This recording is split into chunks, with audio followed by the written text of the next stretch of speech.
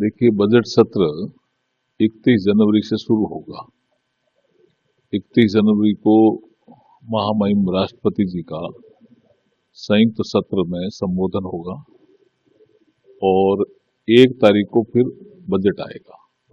वित्त मंत्री जी बजट पेश करेंगे और इस सत्र का जो पहला भाग है उसमें राष्ट्रपति जी ने जो अभिभाषण दिया उसके ऊपर एक धन्यवाद प्रस्ताव आता है।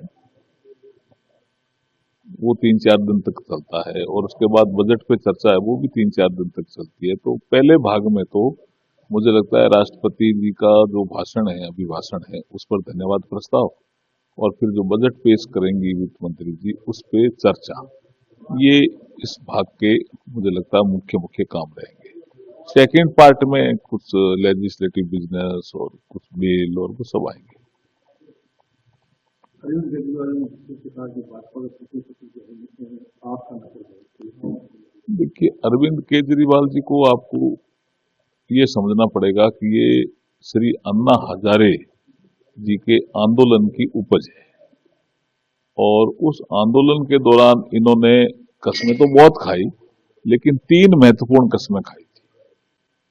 पहला, मैं कोई सिक्योरिटी नहीं लूंगा। दूसरा, मैं कोई सरकारी गाड़ी यूज नहीं करूंगा।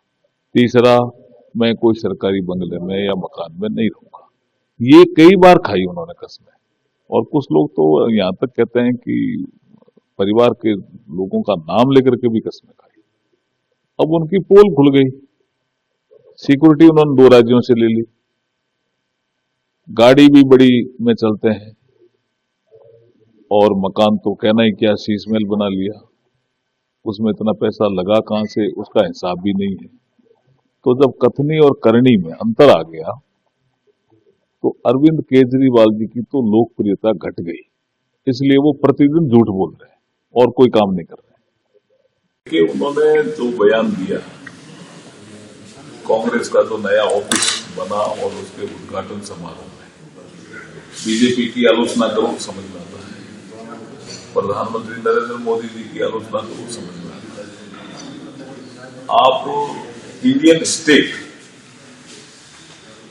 और उसके सिस्टम की आलोचना करके जो देश तोड़ने वाले लोग हैं उनके सुर में सुर मिला रहे।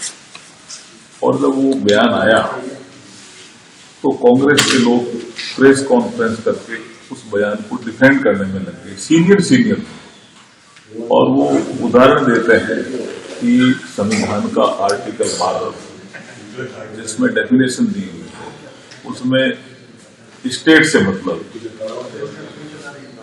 राज्य की संस्थाओं से, वो भूल जाते हैं कि वो फंडामेंटल राइट का चैप्टर है और उसमें फंडामेंटल राइट के चैप्टर में जहां स्टेट लिखा है उसकी क्या व्याख्या है उससे संबंधित है।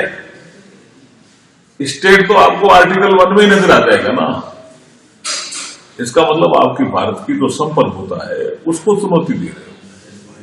आप बड़े जिम्मेदार पद पे बैठे हो, नेता प्रतिपक्ष हो लोकसभा में, इस तरह का बयान जो देश तोड़ने जैसा बयान है और उसकी जितनी आलोचना हो उतनी आलोचना करनी चाहिए।